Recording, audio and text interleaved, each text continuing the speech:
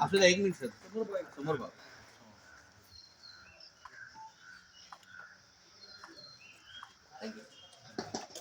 ठीक आहे.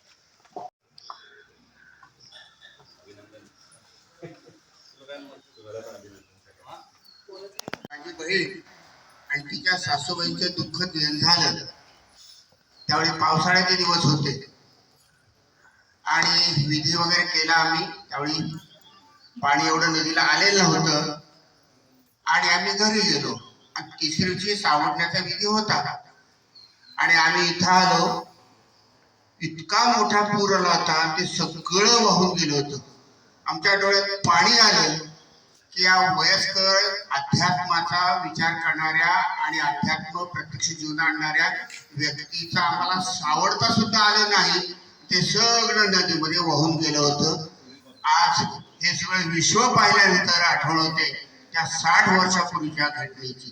दुःख खूप झालं, पण चोरगे साहेब आज तुम्ही मोठं विश्व उभं केले. खूप खूप आनंद होतो. जास्त बोलणार नाही, एकच सांगणार त्या संदर्भात मनुष्य जन्मसे आणि कर्मसे माणूस आहे. त्यांचं कर्तव्य ते करत आहेत. आपल्या सर्वांची साथ अशीच कायम मत राहू ही सदिच्छा व्यक्त करून मी 2 शब्द पुन्हा जास्त बोलणार नाहीये. बालाजी ट्रस्ट खूप खूप अभिनंदन. कारण त्यांनी इथं संगम माहुलीत येऊन जे संगम माहुलीमध्ये मंदिरामुळे जेवढं वैभव प्राप्त झालं नाही तेवढं यांनी हे स्मशानभूमीत येऊन जे माहुलीला वैभव प्राप्त करून दिलेलं आहे त्याबद्दल बालाजी ट्रस्ट खूप खूप अभिनंदन. त्यांचं स्वागत आणि त्यांचं कार्याचं कौतुक आहे. इथून पुढे असंच कार्य सतत चालू राहावं ही त्यांना सदिच्छा. धन्यवाद. राजेंद्र चोरगे सर हे दररोज 1 तास या ठिकाणी येतात. मला सांगा, असा कुठलीही जगातली एकमेव व्यक्ती असेल की 23 वर्ष सातत्यानं या ठिकाणी येऊन विचारपूस करणं आणि झाडं लावणं, तिथल्या कामगारांचं बघणं किंवा नातेवाईकांना मदत करणं, सहकार्य करणं फार मोठं काम आहे. आणि या स्मशानभूमीचा आदर्श घेऊन महाराष्ट्रामध्ये अनेक ठिकाणी चांगल्या स्मशानभूमी राहिले. म्हणजे आपण म्हणतो की शेवटचा दिन गोड व्हावा, तर अत्यंत चांगली अशी आपण त्याला स्टार रेटेड अशा प्रकारची स्मशानभूमी उभी केली. बालाजी ट्रस्टचे सर्व पदाधिकारी आणि राजेंद्र चोरगे साहेबांचा मनपूर्वक आभार. धन्यवाद. सर्व सातारकरांचं बंधू भगिनींचं भेटू. चोरगे साहेबांचा आणि आमचा संपर्क 2014 मध्ये लोकसभा इलेक्शन झालं त्यावेळेला आले. मी रिटायर होऊन मला आता 2007 मध्ये रिटायर झालो मी. तर त्यापासून हे जे चॅरिटेबल ट्रस्ट आहे त्या ट्रस्टचं काम पाहिलेलं, चोरगे साहेबांचं काम पाहिलेलं आहे. आणि कोविडच्या वेळेला त्यांनी इतकी सुविधा दिली म्हणजे लोकांना काळजी वाटायची की त्यांचं क्रियाकर्म शेवटी होईल की नाही. अशा परिस्थितीत त्यांनी इतके रेकॉर्ड ब्रेक केले, बरेच रेकॉर्ड ब्रेक केले. तेवढी मोठी स्मशानभूमी मी कुठं पाहिली नाही. सगळं जग फिरलोय, पण इतकी चांगली. आणि इथं आल्यावर तुम्हाला एकदम सुखाचा अनुभव होतो की ती व्यक्ती वर जाते, स्वर्ग जाते. ती व्यक्ती कुठली पण गरीब असो कोण असो, पण इथंही फॅसिलिटी 5 स्टार आहे. 5 स्टार फॅसिलिटी मध्ये तो व्यक्ती स्वर्गाला जाते. याचं सर्व जे काय काम केलेलं आहे ते चोरगे साहेबांची ही मोठी कर्तव्य केलेलं काम आहे. आणि ह्याचा मला नाही वाटत कुणाशी त्यांच्याशी कोणी उभं राहू शकते इतकं काम करणारे व्यक्ती. रोज इथे येतात पाहिले मी, रोज सगळ्यांचं काळजी घेतात. काय फॅसिलिटी कमी आहेत त्या सगळ्या पुरवतात. तर हे एक मोठं त्यांचं काम आहे. आणि ह्याच्यापेक्षा मोठं काम कुठं होऊ शकत नाही की तुम्ही स्वर्गात जाताना तुम्ही आरामात, तुम्हाला कशाची काळजी नाही आणि तुम्ही एका 5 स्टार सारखं वर जाता. तुम्ही कुठलं तुमचं डेटिनेशन असतं. त्याबद्दल मी चोरगे साहेबांचं आभार मानतो आणि माझे 2 शब्द संपवतो. धन्यवाद. नमस्कार, मी इनरव्हील क्लब सातारा बोलतेय. बाहेर आपण सगळं विसरतो. तुम्हाला वाटतं चॅरिटेबल ट्रस्ट आणि सर्व लोकांचं हे वैशिष्ट्य आहे की इथून बाहेर गेल्यानंतर लोकांना स्मशान वैराग्य येते. इथं काहीतरी देऊन जावं, इथं काहीतरी काम करावं. या काम करण्याच्या भूमिकेतून एक मार्गदर्शक किंवा मगाशी कितीतरी म्हटलं की एक महाराष्ट्रात अनेक प्रकारच्या स्मशानभूमी तयार झाल्या. एक आठवण करून देण्यासाठी उभं राहिले. साताऱ्यामध्ये मॉर्चरी बॉक्स नव्हतं, एकच मॉर्चरी बॉक्स होता आणि रोटरीच्या माध्यमातून मॉर्चरी बॉक्स द्यावं असा एक प्रस्ताव तयार झाला आणि ते मॉर्चरी बॉक्स दिल्यानंतर त्याचा सर्व रिपोर्ट रोटरीच्या डिस्ट्रिक्ट गव्हर्नर त्यांनी एकच गोष्ट सांगितली की मी अनेक ठिकाणी मॉर्चरी बॉक्स दिले पण एकच जागा अशी आहे की तिथं योग्य ठिकाणी हे मॉर्चरी बॉक्स दिलं. तेव्हा तर की मॉर्चरी बॉक्स जिथं आवश्यक आहे त्याच ठिकाणी ते गेलं पाहिजे. साताऱ्यात आम्ही 2 दिल्या, त्यातली पहिली मॉर्चरी बॉक्स इथं आहे ती इथं उपलब्ध आहे. खरं तर तिचा वापर कमी लोकांनी करावा ज्यांना आपल्या हातात नाही येते. तर मला असं वाटतं की आज फार कमी वेळात दिलेल्या निमंत्रणात इतकी मंडळी उपस्थित राहिली. बालाजी चॅरिटेबल ट्रस्टचं कौतुक करावं तेवढं थोडं आहे, परंतु 5 स्टार वगैरे या सगळ्या गोष्टी करायचं म्हणजे आपल्याला नंतर कळतं. आपण जिवंत असताना आपल्याला ते माहिती नसतं. म्हणून स्मशान वैराग्य इथे काही येत नाही. स्मशान वैराग्य घरी गेल्यानंतर सुद्धा काहीतरी द्यावंच वाटतं. हे ज्या उपक्रमाचं फलित आहे असं मला वाटतं. धन्यवाद. मी सुशांत महाजन, नगरसेवक सातारा नगर परिषद सातारा. सरांचा कालच मला मेसेज आला. सुरुवातीला समजलं होतं मला हा कार्यक्रम आहे, पण विचार करताना थोडं भूतकाळात गेलं तर ज्यावेळेस ही स्मशानभूमी उभी राहिली त्यावेळेस आम्ही लहान होतो. पण आम्हाला समजायचं की माहुलीमध्ये चोरगे सरांच्या माध्यमातून एक चांगलं उत्कृष्ट काम चालू आहे. सरांनी मागाशी सांगितलं की साधारण 33,600 वरती काहीतरी आपल्या इथं अंत्यसंस्कार झालेले आहेत. मला या ठिकाणी आवर्जून सांगायचं वाटतंय की त्या सगळ्या लोकांच्या नातेवाईकांच्या कुठेतरी भावना या जागेत गुंतलेल्या आहेत. आपण मृत्यू हा अटळ आहे, पण ज्यावेळेस आपला प्रिय व्यक्ती जाते त्यावेळेच्या शेवटच्या ज्या आठवणी असतात ते सरांच्या माध्यमातून या बालाजी चॅरिटेबल ट्रस्टच्या माध्यमातून अतिशय चांगल्या पद्धतीनं जपल्या गेलेत असं म्हणायला हरकत नाही. मी ज्या वेळेस इथे येतो, मी समाजकारणात राजकारणात असल्यामुळे मला इथे अनेकदा येण्याचा प्रसंग येतो, पण एकदाही असं जाणवलं नाही की इथं स्वच्छता नाहीये किंवा नीटनेटकेपणा नाही. तर हे जे उभं करणं साम्राज्य आणि ते जे 23 वर्ष अविरतपणे मेंटेन करणं ही फार मोठी गोष्ट आहे. म्हणजे आज आपण एक दिवस येतो बोलतो, पण सरांचे त्यांच्या टीमचे जे परिश्रम आहेत, तिथल्या कर्मचाऱ्यांची जी परिश्रम घेतले त्यांनी याच्यासाठी, तर अतिशय वाखाणण्याजोगं आहे. सातारसाठी एक तुम्ही अतिशय मोठं काम केलेलं आहे. समाजकारण करत असताना असं काम करावं की जेणेकरून समाजाला त्याचा फार मोठ्या प्रमाणात उपयोग व्हावा, त्या माध्यमातून समाजाला कुठली तरी चालना मिळेल. आम्ही सुद्धा राजकारण समाजात करत असताना तुमचा आदर्श डोळ्यासमोर ठेवून आमच्या राजकीय सामाजिक जीवनात काय आम्हाला असं ठोस एखादं काम करता आलं तर आम्ही नक्की करू. तुमची प्रेरणादायी जी वाटचाल आहे ती आमच्यासाठी खरंच आदर्शवत आहे.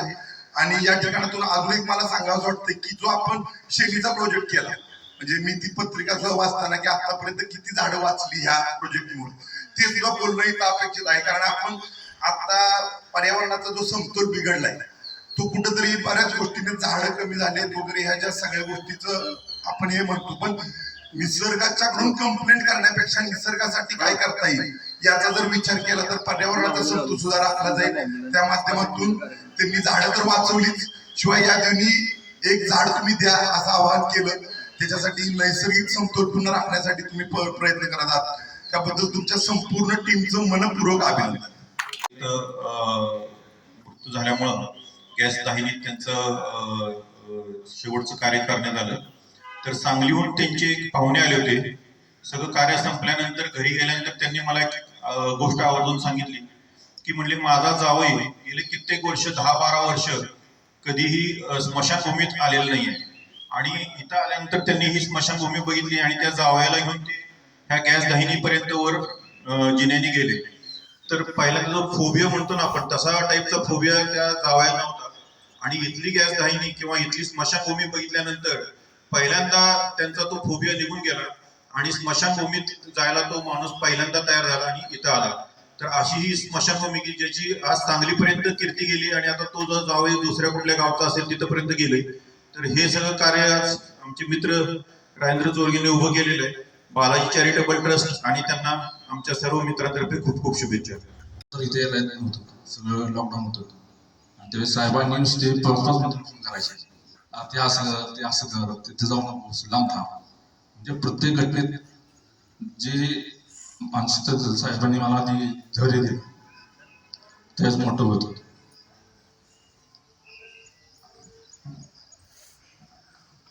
तरी सर्वांचं आभार. डोळ आहे, शेकाराम आहे, जाधव आहे, बंडू आहे, सचिन आहे, माने मॅडम आहे. सकाळी 6ला येतातच दोघी स्वच्छता करायला. ह्या सगळ्यांचं श्रेय आहे की त्यांनी आपलं मरण सुखकर होण्यासाठी प्रयत्नशील राहतात. मी इथं प्रयत्न केला की हजारो रुपये देऊन सुद्धा इथं कर्मचारी टिकत नाही, परंतु या लोकांनी